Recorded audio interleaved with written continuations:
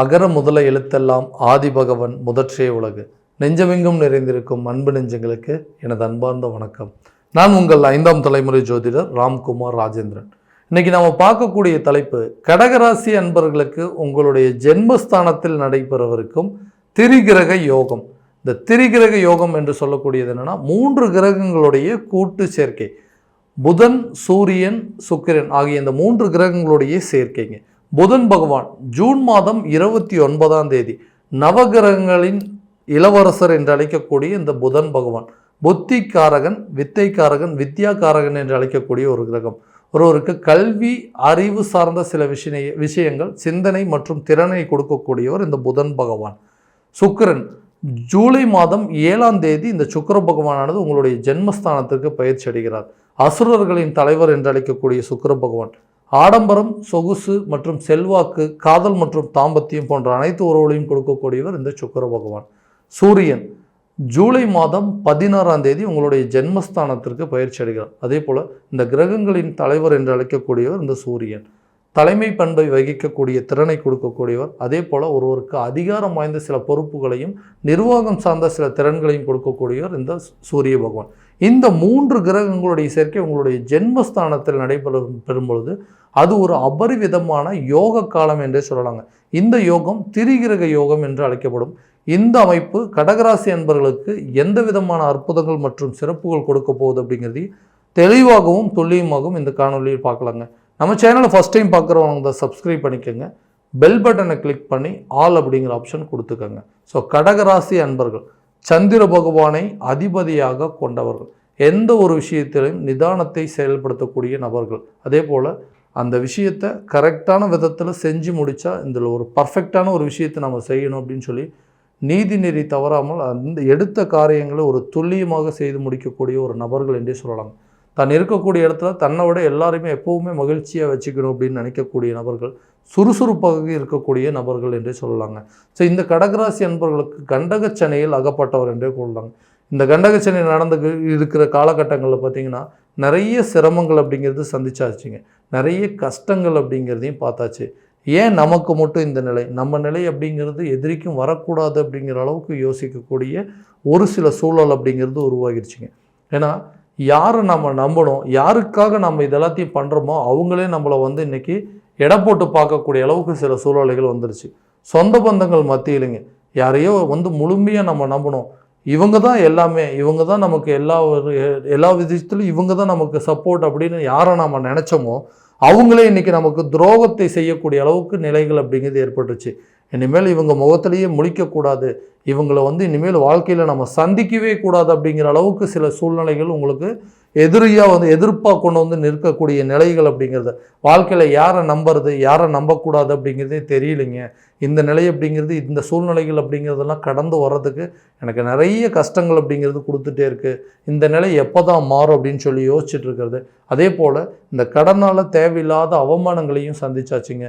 கடன் பிரச்சனை அப்படிங்கிறது, ஏதோ ஒரு சூழ்நிலைக்காக ஒரு கடன் அப்படிங்கிறது வாங்கினேன், அந்த கடனை கட்ட போய் அந்த கடனை அடைக்க ஒரு இடத்துல இன்னொரு இடத்துல பணத்தை வாங்கி அதை கட்டிங்க, இந்த பணத்தை அடைக்கிறதுக்கு இன்னொரு இடத்துல, அப்போது ஒவ்வொரு இடத்துலையும் கடன் வாங்கி கடனே மேலே நடந்து வாங்காத கடனுக்கே சில சூழ்நிலைகளில் வட்டி கட்டக்கூடிய நிலை அப்படிங்கிறது, அந்த கடன் சுமை கழுத்தை நெரிக்கக்கூடிய அளவுக்கு எனக்கு பெரிய பிரச்சனைகளை கொடுத்துட்டே இருக்குது. அப்போ கடன் மேலே மேலே மேலே அப்படிங்கிறது உருவாயிருச்சுங்க.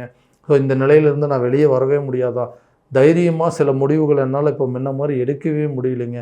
அந்த துணிச்சல், தைரியம் அப்படிங்கிற மேலாம் எந்த கஷ்டம் வந்தாலும் அதை வெளியவே காட்டிக்க மாட்டோம், எல்லாத்தையுமே கடந்து போயிட்டு இருந்தோம். ஏன்னா எல்லாருமே சொல்லுவாங்க, எப்படிப்பா உன்னால் மட்டும் முடியுது, எவ்வளவோ கஷ்டங்கள் இருக்குது, எவ்வளவோ பிரச்சனைகள் இருக்குது, உன்னுடைய கஷ்டமெல்லாம் மற்றவங்களுக்கு யாருக்காவது வந்தாங்க அப்படின்னா அவங்க வாழ்க்கை நிலை எந்த நிலையில் இருந்திருக்குமே தெரியாது, ஆனால் உன்னால் எப்படி இவ்வளோ பிரச்சனையும் சமாளித்து உன்னால் வாழ முடியுது அப்படின்னு சொல்லி கேட்டவங்க கூட இன்றைக்கி அவங்க முன்னாடி என்னுடைய நிலையை எடுத்து சொல்லி நான் இவ்வளோ கஷ்டத்தில் இருக்கேன், இவ்வளோ பிரச்சனைகள் இருக்குது அப்படின்னு சொல்லும்போது யாருமே நம்ப முடியாத அளவுக்கு சில சூழ்நிலைகள் அப்படிங்கிறது வந்துருச்சுங்க.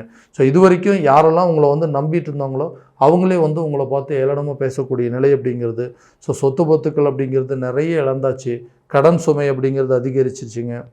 நான் நினச்சது ஒன்று, இன்றைக்கி நடந்துட்டுருக்கிறது ஒன்று, நிறைய விஷயங்கள் என்னுடைய நிலை அப்படிங்கிறது யாருக்குமே வரக்கூடாது அப்படிங்கிற அளவுக்கு நிறைய யோசனைகள் யோசிச்சுட்டுங்க, எனக்கு மட்டும் இப்படி நடந்துட்டுருக்கா இல்லை என்னை சார்ந்திருக்கிறவங்க எல்லாத்துக்குமே நடக்குதான்னு சொல்லி நிறைய குழப்பங்களை யோசிச்சுட்டு இருக்கிறவங்க இந்த கடகராசி என்பவர்கள்.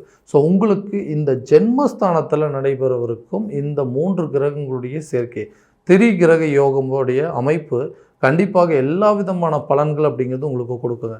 ஸோ குறிப்பாக பார்த்தீங்கன்னா தொழில் ரீதியாக இது வரைக்கும் அந்த தொழில் ரீதியாக எடுக்கக்கூடிய முயற்சிகள் எதோ பண்ணிகிட்டு இருந்தாங்க. எவ்வளவோ விஷயங்கள் நிறைய ஐடியாஸ் இருந்தது, நிறைய விஷயங்கள் பிளான் பண்ணி எல்லாத்தையுமே பண்ணேன். அதெல்லாம் சக்ஸஸ் ஆகாத நிலைகள் அப்படிங்கிறது. இந்த விஷயத்தை ஏதாவது ஒரு விதத்தில் மற்றவங்க மத்தியில் நம்ம இதை சக்ஸஸ் பண்ணி காட்டணும் அப்படின்னு சொல்லி நீங்கள் எடுக்கக்கூடிய முயற்சிகள் இனி வரக்கூடிய காலகட்டங்களில் கண்டிப்பாக அதை சக்ஸஸ் பண்ணி காட்டக்கூடிய நிலைகள், அதே போல் உங்கள் பிஸ்னஸை அடுத்த லெவலுக்கு கொண்டு போகிறதுக்கான சான்சஸ் அப்படிங்கிறது கண்டிப்பாக நிறையவே இருக்குங்க.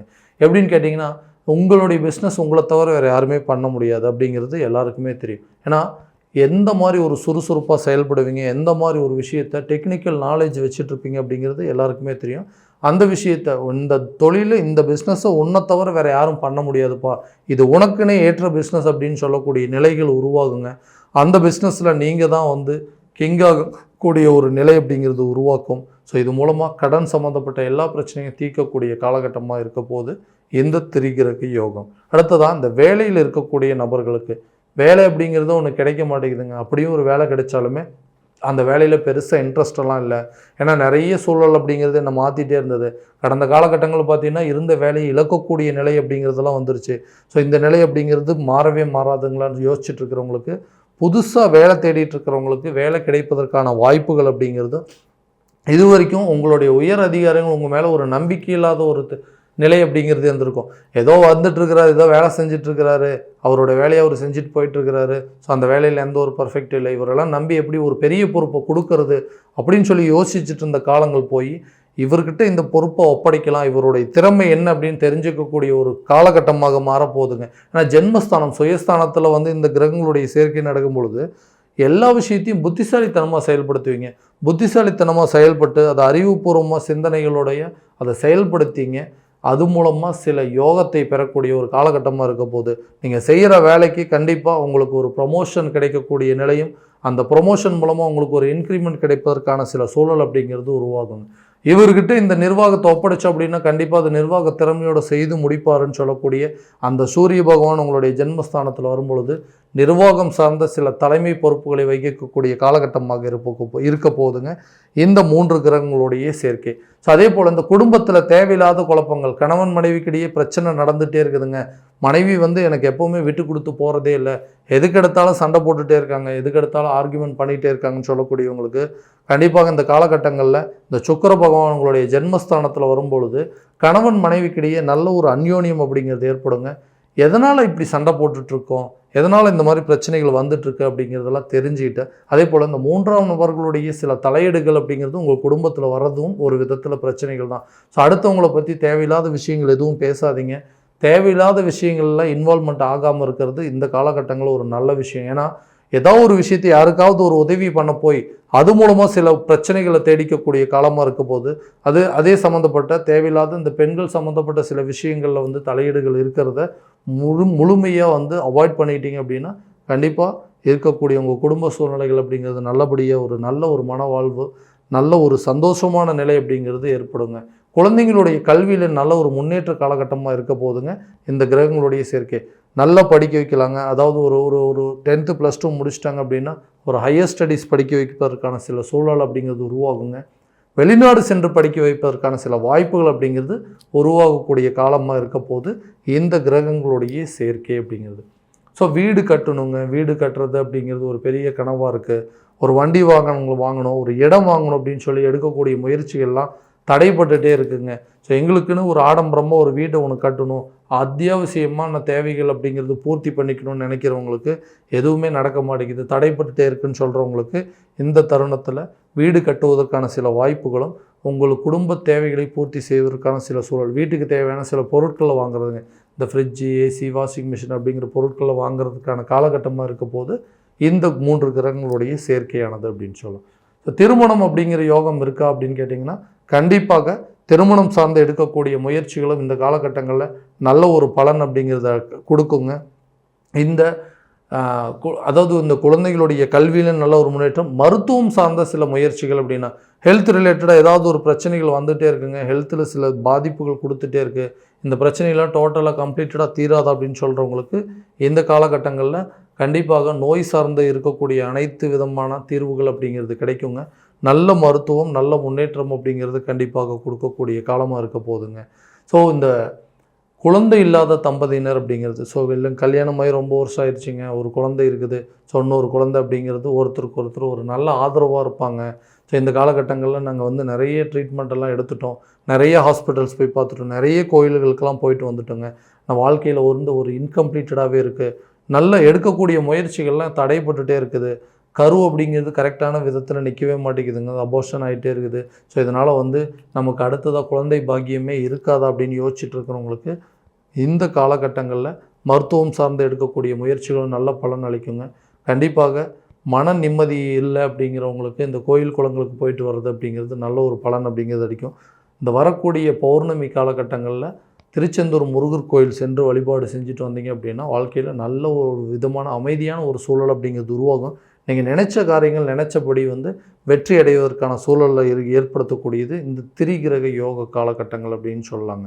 அடுத்ததாக பார்த்திங்கன்னா அதாவது வேலை வந்து ஒன்று தேடிட்டு இருக்கிறவங்க, அந்த வேலையில் வந்துட்டு பெரிய ப்ரமோஷன் அப்படிங்கிறது இல்லாமல் இருக்குது, இல்லை வந்து ஒரு ஒரு ஒரு அரசு துறையில் இருக்கிறவங்களுக்கு அடுத்த விதமான ப்ரொமோஷனோ இல்லை வெளிநாடு சம்மந்தப்பட்ட சில யோகங்கள் இருக்கா அப்படின்னு முயற்சி பண்ணுறவங்களுக்கு இந்த காலகட்டங்களில் நல்ல ஒரு பலன் அப்படிங்கிறது கொடுக்க போதுங்க. எல்லா விஷயத்தையும் யோசித்து சில முடிவுகள் எடுத்தீங்க அப்படின்னா இந்த தருணத்தில் உங்களுக்கு எல்லா விதமான வெற்றிகள் அப்படிங்கிறது கொடுக்கக்கூடிய காலமாக இருக்க போது இந்த 3 கிரகங்களுடைய சேர்க்கை காலகட்டங்களில். இது வரைக்கும் நம்ம பார்த்ததெல்லாம் பார்த்திங்கன்னா கோச்சார பலன்கள் மட்டும்தான். இந்த பலன்கள் அனைத்தும் உங்களுக்கு நடக்குமா அப்படின்னா உங்களுடைய ஜனனகால ஜாதகத்தை முழுமையான விதத்தில் தெரிஞ்சுக்கிட்டு அதற்குண்டானபடி சில முயற்சிகள் எடுத்தீங்க அப்படின்னா எல்லா விதமான வெற்றிகள் அப்படிங்கிறது உங்களுக்கு கிடைக்குங்க.